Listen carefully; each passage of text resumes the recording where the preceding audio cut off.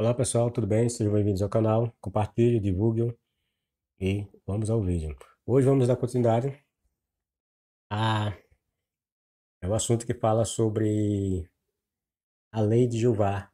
É um plágio, parte 5.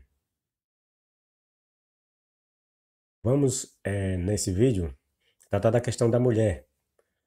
Como a lei de Jeová tratava a mulher, como ela era vista pela lei de Jeová ou Yahvé. Muitos cristãos alegam que a lei não era machista, que a lei não desprestigiava a mulher. Fala lá do livro de Gênesis, em que o Deus hebreu traz a mulher e diz que ela seria ajudadora do homem.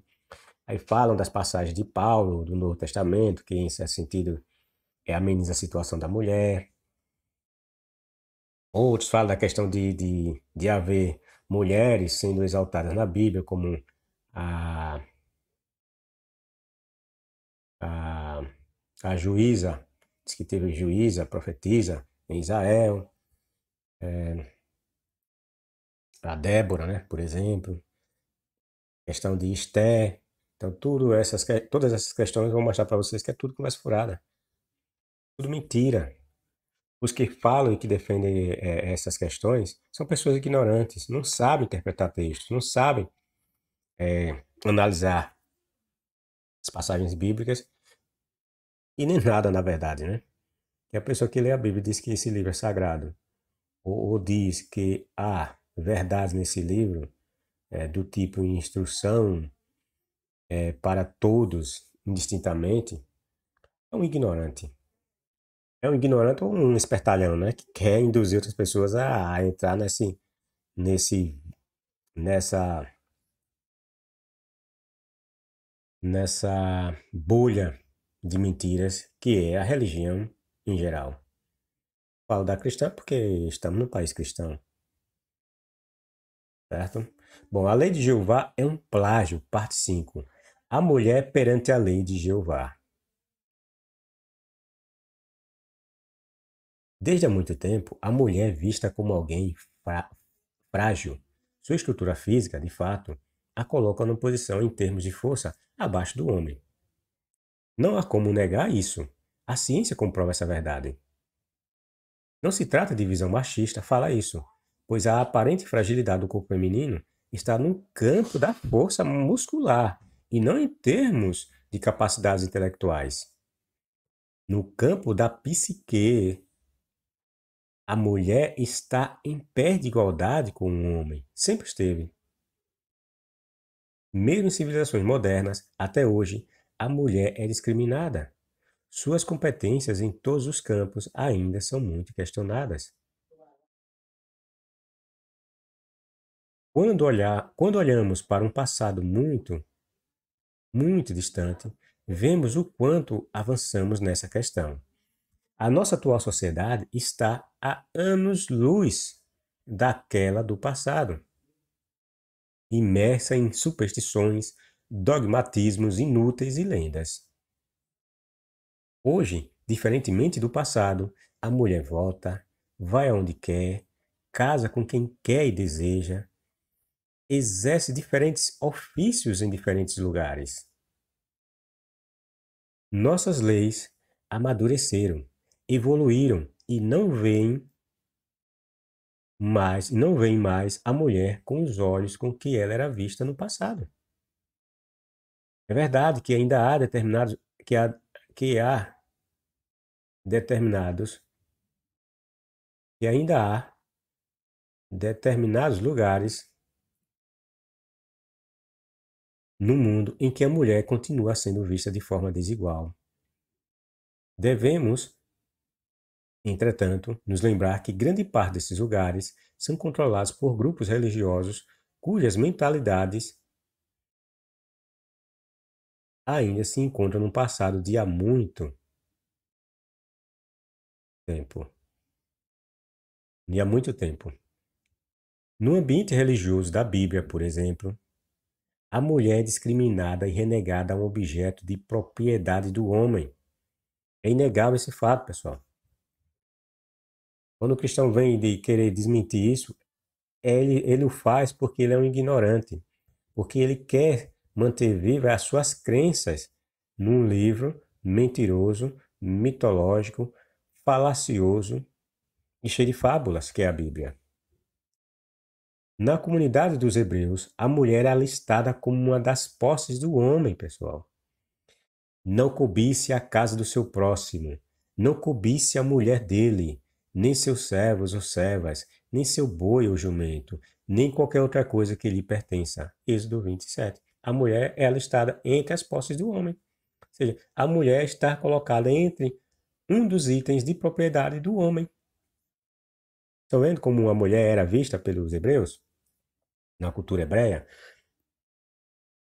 Não cobice a mulher do seu próximo, nem sua casa, nem sua terra, nem seus servos ou servas, nem seu boi, ou jumento, nem qualquer outra coisa que lhe pertença. A mulher é alistada entre as coisas que um hebreu não poderia cobiçar de outro hebreu. Estão entendendo? A mulher era um objeto de propriedade do homem. Não adianta o cristão, o crente vir desmentir essas verdades. A igualdade entre homem e mulher nessa comunidade simplesmente era algo inimaginável. O Deus hebreu, como organizador daquela nova comunidade, deveria dar o exemplo quando fixou supostamente novas regras, né? Lá no Monte Sinai, novas regras de convivência entre os hebreus, quando os tirou do cativeiro egípcio e os conduziu a uma terra que seria somente deles. Mas não, nada havia de diferente entre a forma que um hebreu via sua mulher e como um cananeu ou um egípcio via a sua. Eu vou botar egípcio, certo? Entre aspas, certo? Embora encontremos na Bíblia aquele texto bonitinho em que é retratada a criação, em que é retratada a criação da mulher, e esta, embora feita da costela do homem, é trazida para ser sua ajudadora, nada disso é o que aparenta ser, pessoal. Ou pelo menos aparenta ser o que os crentes em geral dizem, né? E ali o Deus hebreu está tratando a mulher em pé de igualdade com o homem, tá? Tudo mentira, isso é conversa furada. A ideia do texto não é que a mulher seria uma companheira em pé de igualdade do homem nesse arranjo. Não. Tanto é verdade que ocorre uma história paralela à Bíblia no meio judeu que a primeira mulher de Adão teria sido Lilith. Muitos conhecem da história, né? Da lenda de Lilith, né? Só tem lenda nesses povos aí. E esta, por não querer ser submissa a Adão, reza a lenda que a mulher, Adão queria transar com Lilith por cima. Ou seja, a mulher ficava embaixo e ele por cima. Lilith queria dar uma revisada, né? Aliás, queria trocar de posição, né? Queria ficar uma hora por cima, outra hora por baixo, de ladinho, né? E assim por diante. Adão não, Adão queria só ficar por cima, mostrando sua superioridade como homem. Diz a lenda, né? E esta, por não querer ser submissa, digo, Lilith, por não querer ser submissa a Adão, teria sido expulsa do paraíso e se transformado em um demônio, um espírito, né? Demoníaco. Diz a lenda de Lilith. E assustaria os recém-nascidos. Eva seria, portanto, a segunda esposa do primeiro homem. Aquela só teria ficado ao lado de Adão, justamente porque, diferentemente da primeira, aceitou, digo aquela, Eva no caso, né? Só teria ficado ao lado de Adão, justamente porque, diferentemente da primeira mulher, no caso Lilith, aceitou a completa submissão imposta pelo homem. Talvez um crente de mente cauterizada diga que essa história não é apresentada na Bíblia, mas em livros apócrifos, não autenticados ou tidos como sagrados. Isso em nada desmente o que fora dito, pois a submissão e a agressão com que a mulher é tratada em todas as partes da Bíblia são gritantes e escandalosamente vergonhosas.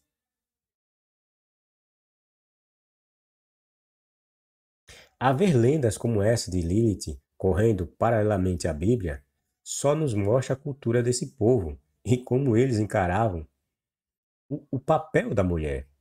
A lenda de Lilith diz que esta foi transformada num demônio ou espírito maligno tudo porque não concordou com a opinião do homem Adão e do Deus primitivo Yahvé. A lenda de Lilith, portanto, diz que ela estava errada em querer ter os mesmos direitos do homem Adão. Estão entendendo, pessoal? Estão entendendo? A lenda de Lilith reforça a ideia discriminatória e preconceituosa existente nos textos bíblicos. Ela nos mostra a maneira de ser e pensar desse povo. Todos os dispositivos da lei hebraica referente à mulher só a colocam numa condição de humilhação, submissão ao homem. Não poderia ser diferente, pois estamos diante de uma cultura dominada pelo sexo masculino. Basta vermos que até o Deus cultuado nessa cultura se via como um varão, um homem, e seus súditos como servos ou escravos seus. A figura da dominação e imposição aos mais fracos vinha do alto. Era o próprio Deus hebreu, inventado nas passagens, que se coloca acima de outras pessoas. Está entendendo, pessoal? A cultura formulada pelos escritores monoteístas é tão excludente em relação à mulher que tentaram extirpar as deusas de seus contos. Só o Deus macho e guerreiro deveria existir. Na cultura hebreia só existe, na cultura hebreia monoteísta, não existe deuses. Só existe o Deus macho, varão, guerreiro, extremamente violento de nome Yahvé. Mas nós sabemos que o Yahvé antigamente tinha uma esposa, né? Ele era retratado como tendo uma outra esposa. Por quê? Porque todos os deuses tinham esposas. Todas as culturas representavam seus deuses como tendo uma consorte, pessoal. Mas os hebreus, quando adotaram o monoteísmo, excluíram a consorte de Yahvé, ou a esposa de Yahvé. Tá entendendo? Por quê? Porque eles primavam eles passaram a primar pelo monoteísmo. Só poderia haver um Deus. Então, antigamente eles acreditavam em deuses e deusas. Então, vamos adotar um Deus e excluir todos os outros, inclusive as deusas. Foi assim que Yahvé perdeu sua esposa. Em cultura como a suméria, egípcia, babilônica, assíria e outras, ainda que a mulher seja também discriminada, esta não é tão excludente quanto o que vemos na cultura hebraica monoteísta. Porque nessas culturas nós vemos mulheres sendo deusas, né? Ou deusas do sexo feminino, como se houvesse deusas do sexo masculino, né? Bom, existem deusas, diferentemente na cultura hebraica monoteísta, não existe. Veja o nível de machismo extremista, né, dessa cultura monoteísta que é criada mais tarde, pessoal. Essa, essa agressão à mulher dentro da cultura hebraica inicialmente não era assim, tá entendendo? Porque nela havia mulheres que exerciam papel importantes quanto os homens, a ponto de haver deusas entre eles, tá entendendo? Eles adoravam deuses e deusas. Mas quando eles inventaram o monoteísmo, aí saiu fazendo essas papagaiadas todas. Nessas culturas pagãs, há resquícios de uma certa tolerância para com a mulher. Que outras culturas? A egípcia, a suméria, tá entendendo? Para com a mulher. Mas na cultura monoteísta, manipulada pelos escritores hebreus, não. Não existe espaço para a mulher na cultura hebraica monoteísta.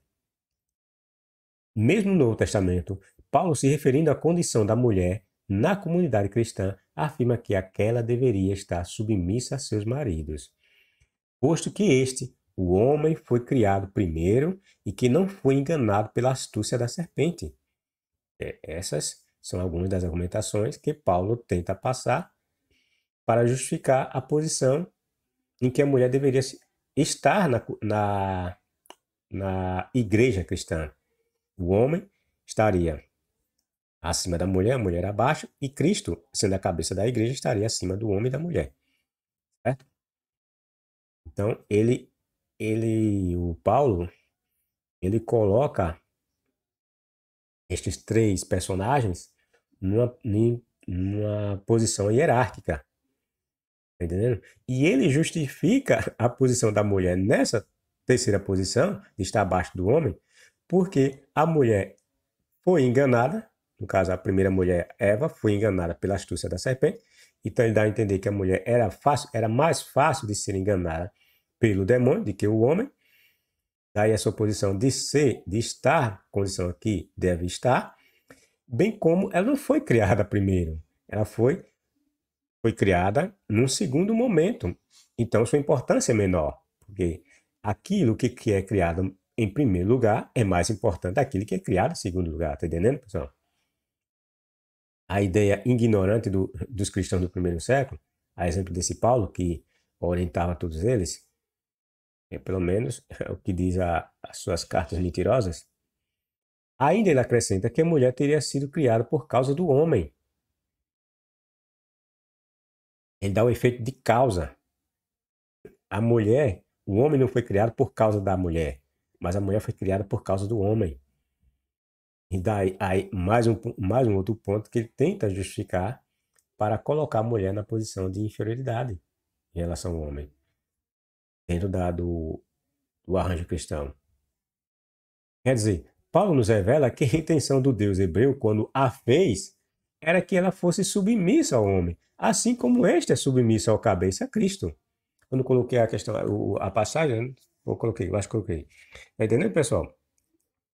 Então, Paulo, quando fala da sujeição da mulher, que a mulher deveria estar sujeita ao homem na congregação cristã, a mulher não poderia falar assim como o homem, e sim que ela, se quisesse aprender alguma coisa, deveria perguntar aos seus maridos em casa, porque a cultura primitiva hebreia era assim, a mulher e muitas outras também. A mulher não podia nem aprender nem a lei dos hebreus, a mulher hebreia não podia aprender, entendeu? Ler os escritos, tá entendendo, pessoal? O que ela sabia da lei era passado pelo homem e de forma limitada. Era mais passar aquelas coisas que ela devia saber de quê? Em relação a quê? A submissão que ela devia ter para com seu marido, o respeito que ela devia ter para com seu marido, as obrigações que ela tinha de ter para com seus filhos, ou para com os da sua família, e a educação de seus filhos. Era isso que ela sabia e aprendia com seus maridos hebreus com relação à lei inventada deles mais tarde no monoteísmo, certo? Então, percebam que Paulo relaciona a mulher de hoje com a mulher do passado, que ele diz que foi criada primeiro, que é a Eva. Então, ele está justificando a posição da mulher de hoje com relação à mulher, a primeira mulher, Eva. Ou seja, a situação não mudou. Ele está mostrando que a situação não mudou. A situação de Eva lá tinha de ser a mesma das mulheres de hoje, pessoal. Então é mentira, pessoal. Quando o cristão diz que ali era um modelo de igualdade de homem e mulher, que a mulher foi criada como companheira, ajudadora do homem, é mentira. Basta nós analisarmos as palavras de Paulo. Ele não era um escritor inspirado? O que ele falava não era vinha de orientação de Javé? Então Javé falou para ele que aquele arranjo lá no Éden era que o homem dominaria a mulher estaria abaixo do homem. Tá entendendo? Assim como a mulher cristã está abaixo do homem.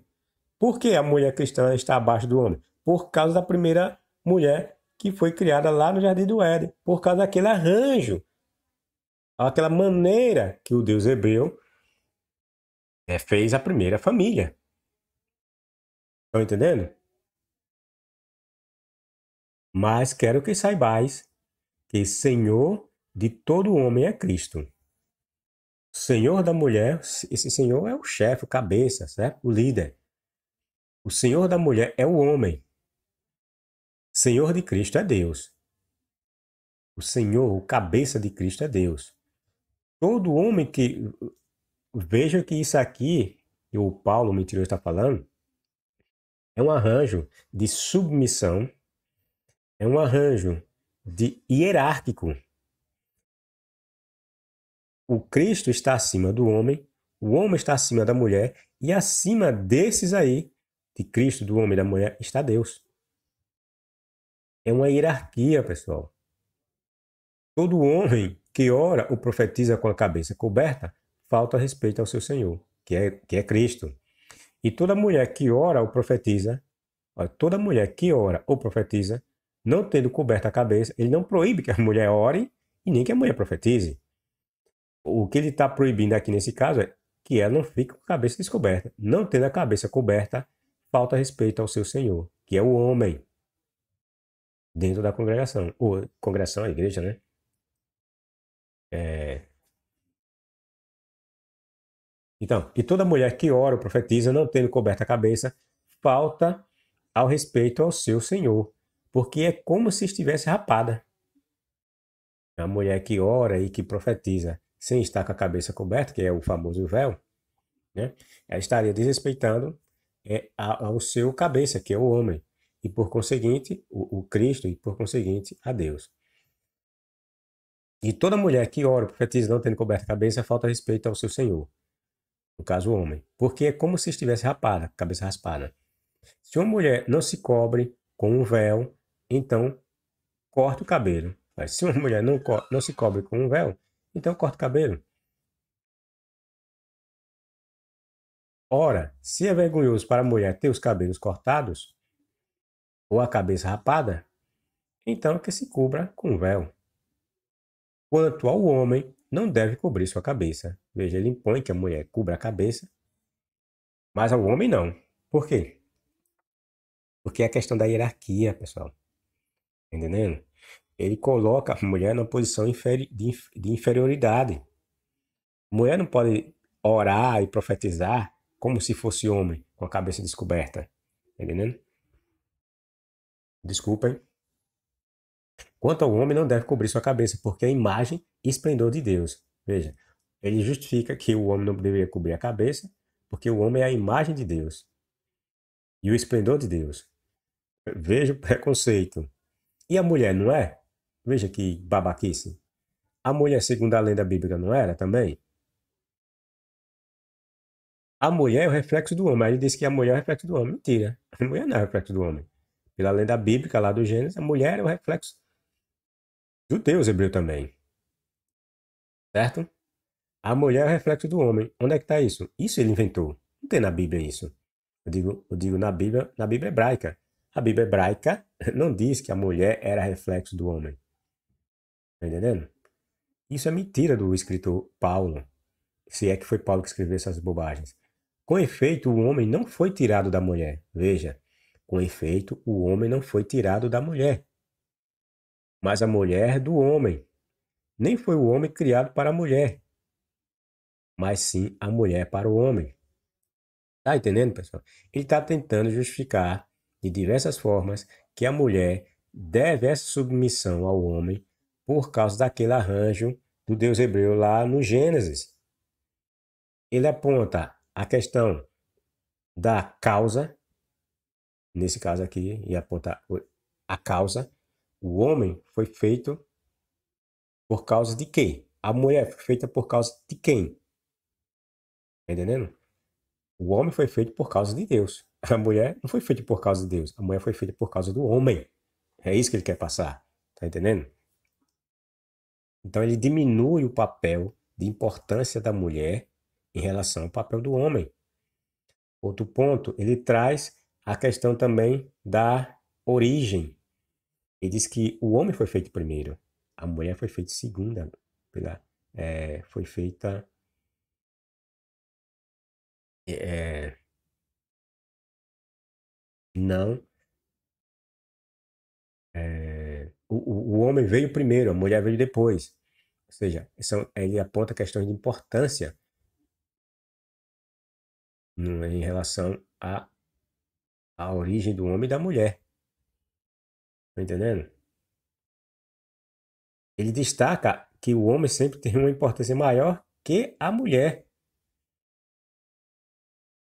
O ignorante vem ler essas papagaiadas de Paulo e vem tentar justificar as bobagens da Bíblia. Por isso a mulher deve trazer, veja aí o que ele diz, né? Por isso, porque todas essas bobagens todas que ele falou, né? É por isso que a mulher deve trazer o sinal, veja, A mulher deve trazer o sinal da submissão sobre sua cabeça. Aí tem uns crentes mentirosos, conversadores, fanfarrões, enganadores, digo esses pastores. Ah, não, é porque Paulo, você tem de ver o contexto, é que ele estava falando para a congregação não sei da onde. Mentira, pessoal. Essas regras que Paulo está falando é para toda a comunidade cristã, independentemente de onde a mulher esteja.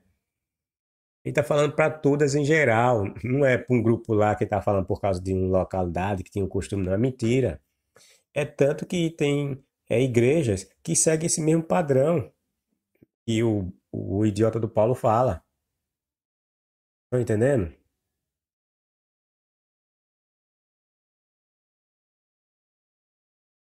Tá submissão sobre a cabeça por causa do. Ah, sim, deixa eu repetir essa parte aqui.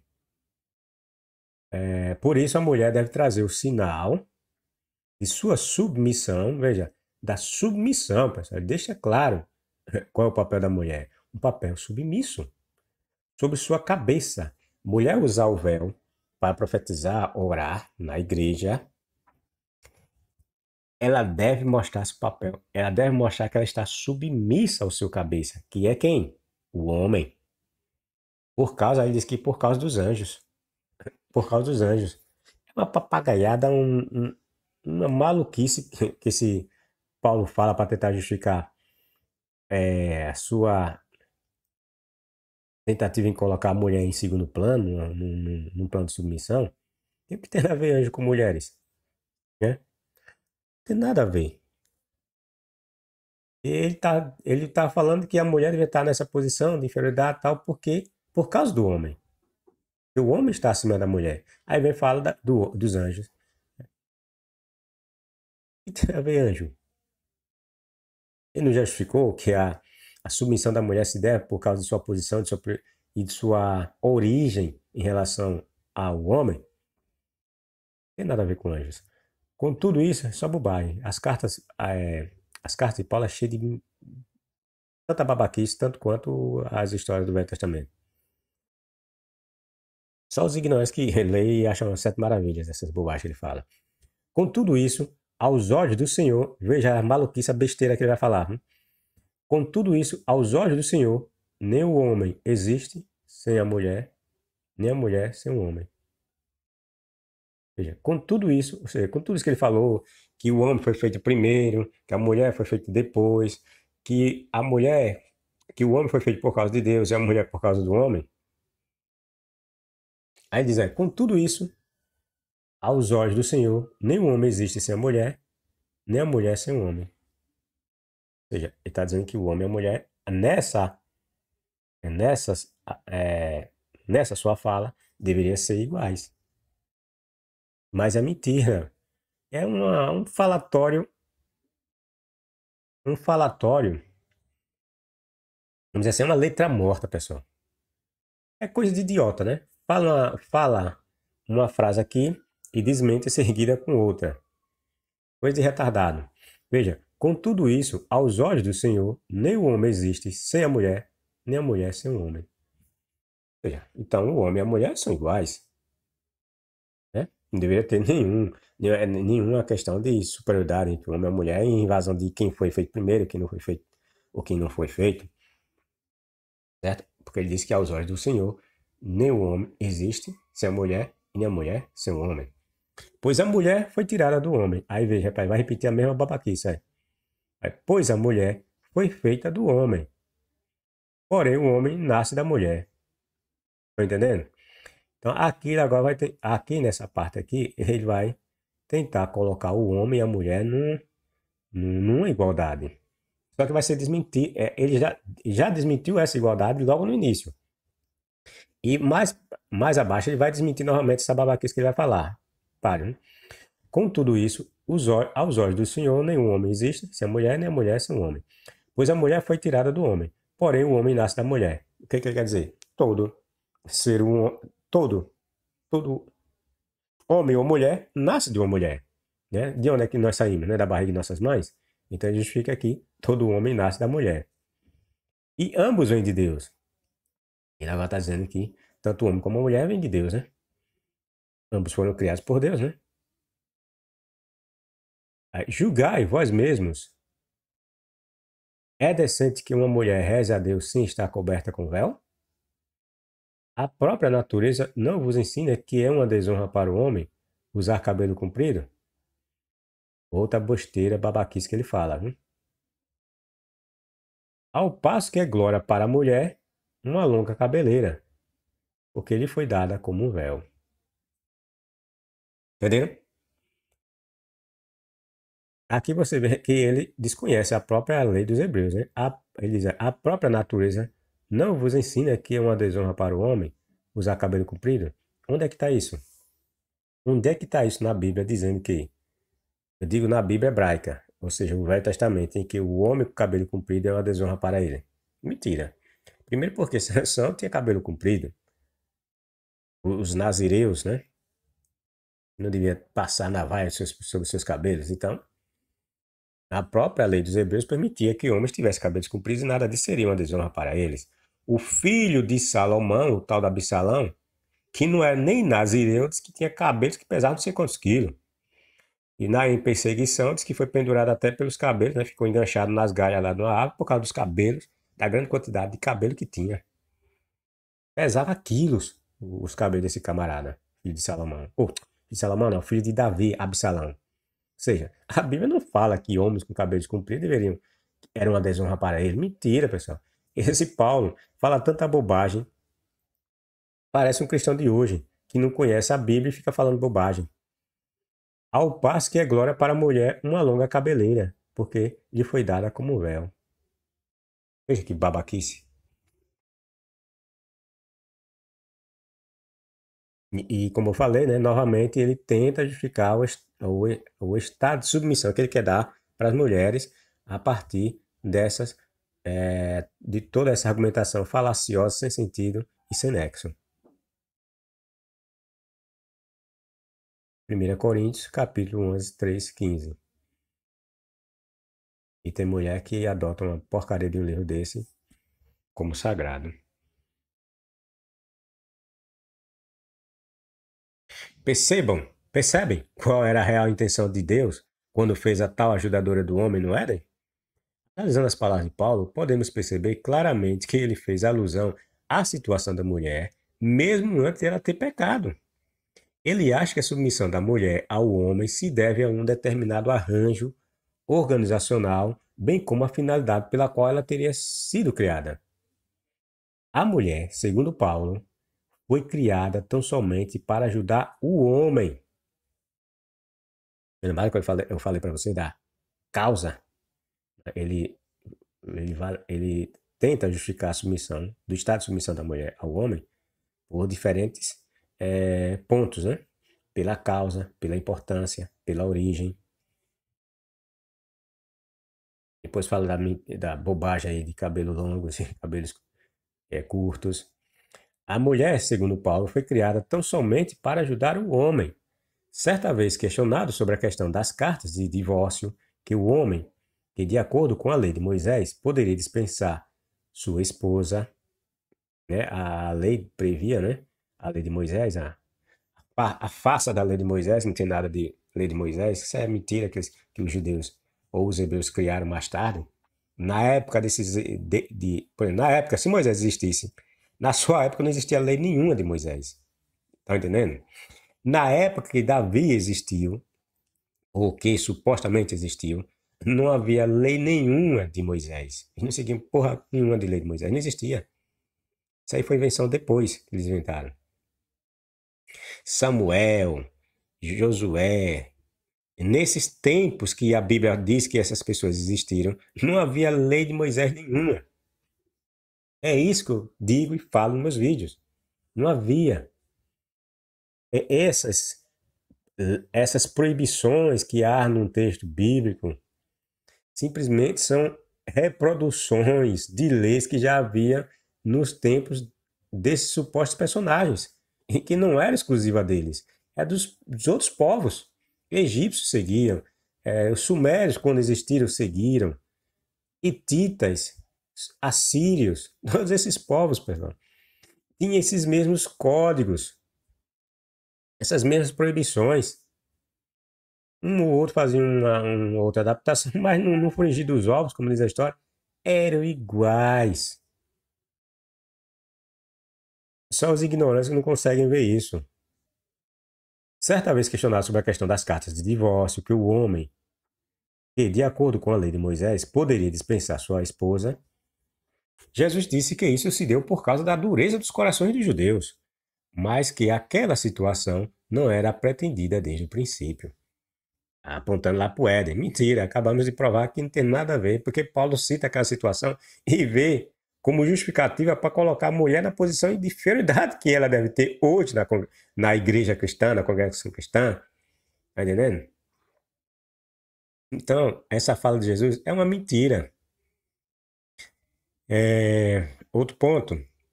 Veja que papagaiada, né? Dizer que é por causa da dureza dos corações dos hebreus. E isso foi lá, né? Quando os hebreus receberam a tal da lei. Mas é mentira, pessoal. Essa dispensa da mulher existia nas outras culturas. Os sumérios já diziam que o homem podia fazer isso.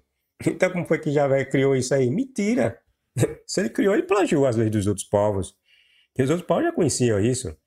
E de poder dispensar sua mulher. Ou como cristãos são enganados, né?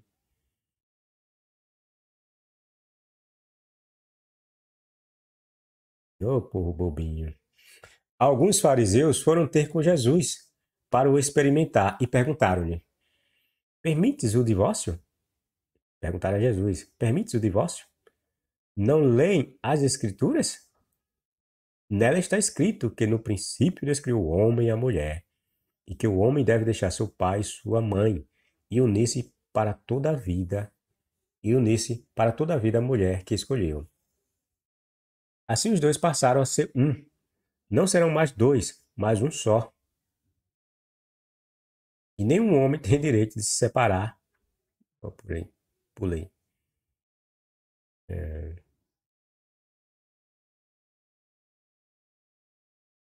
E nenhum homem tem direito de separar o que Deus juntou. Então tornaram os fariseus. Porque disse Moisés que um homem pode divorciar-se da sua mulher, mandando-a embora só com uma carta de despedimento.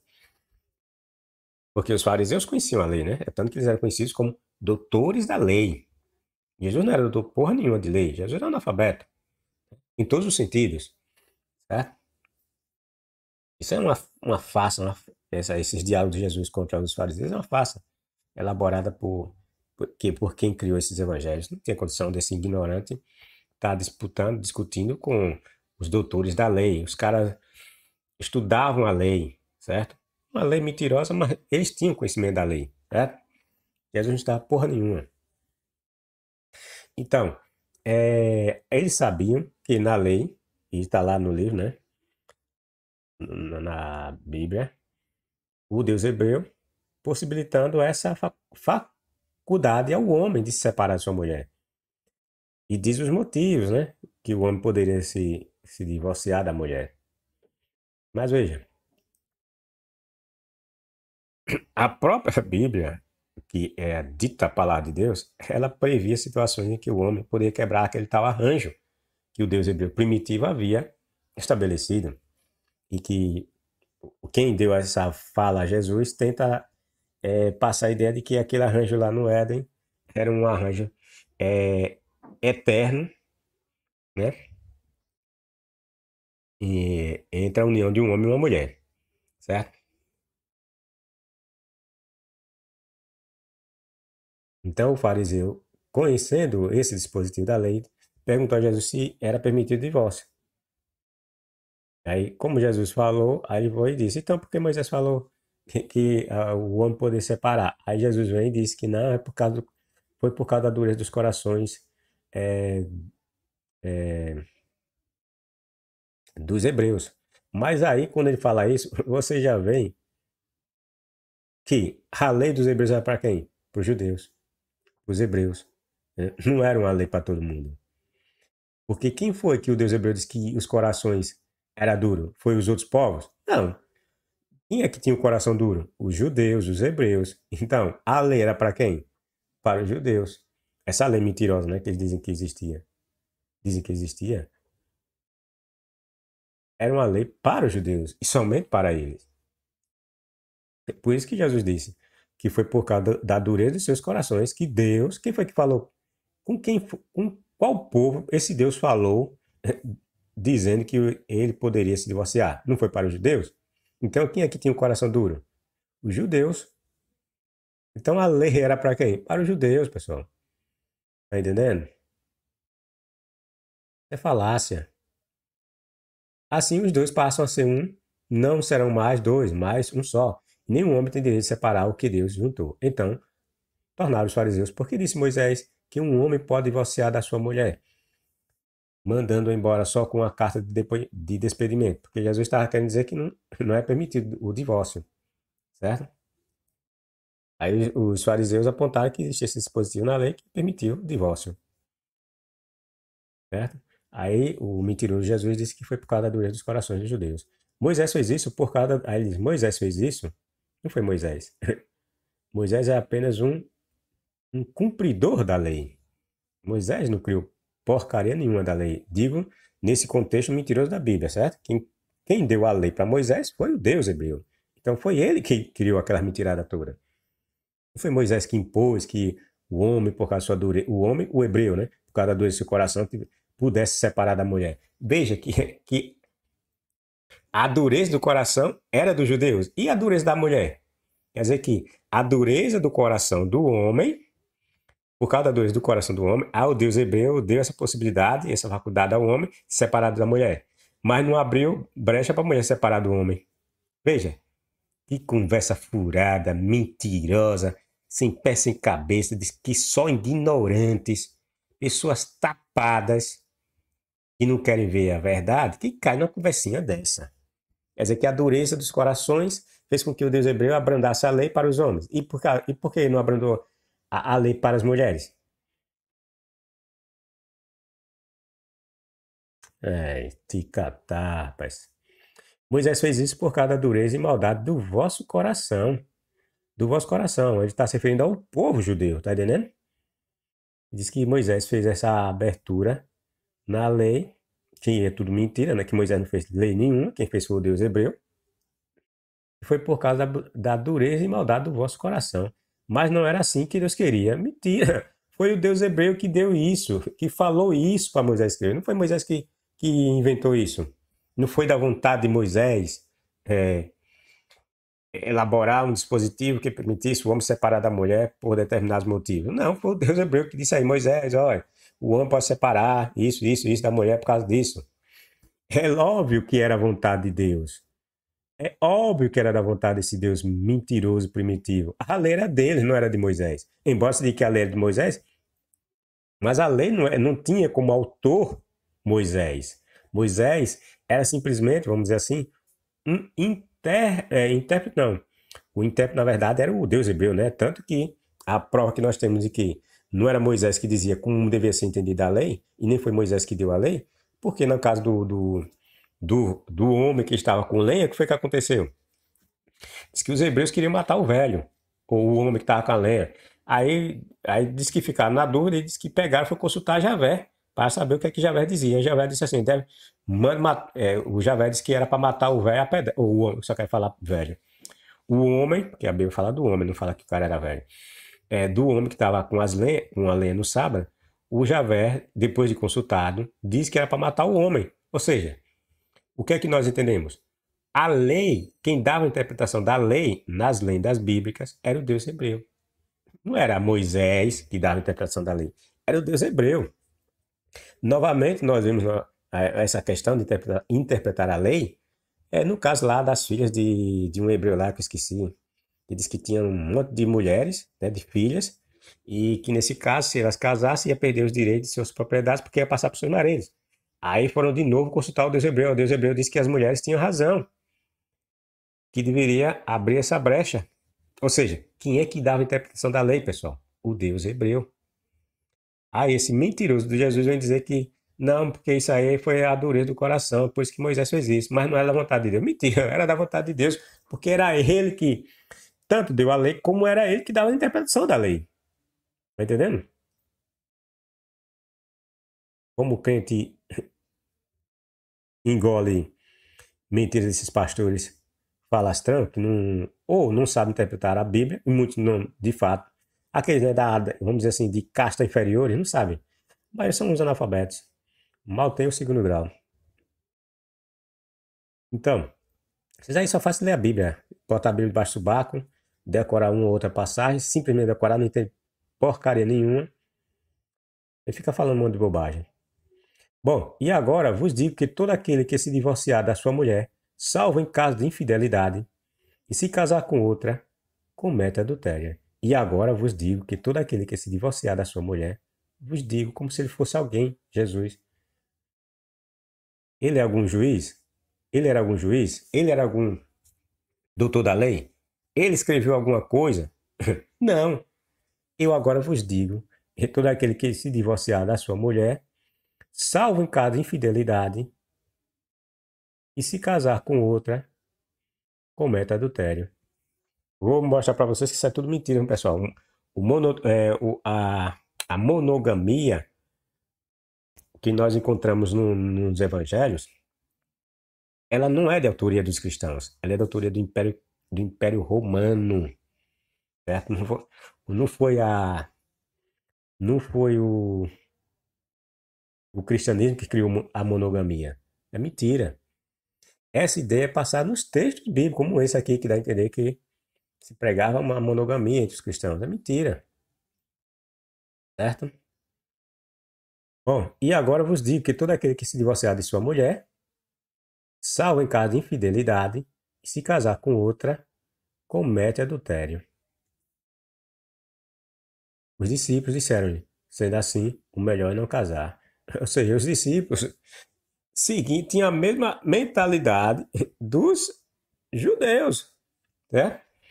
Bom, se é assim, é melhor não casar, né? Por quê? Falou isso. Eles queriam poder se separar de suas mulheres quando quisesse, de acordo com os ditames da lei. Tá entendendo? Aí depois Jesus vem e fala uma bobagem, fala outra bobagem, não tem nada a ver com o que os apóstolos, discípulos falam com relação a isso. Uma maluquice sem pé, sem cabeça, não tem nada a ver.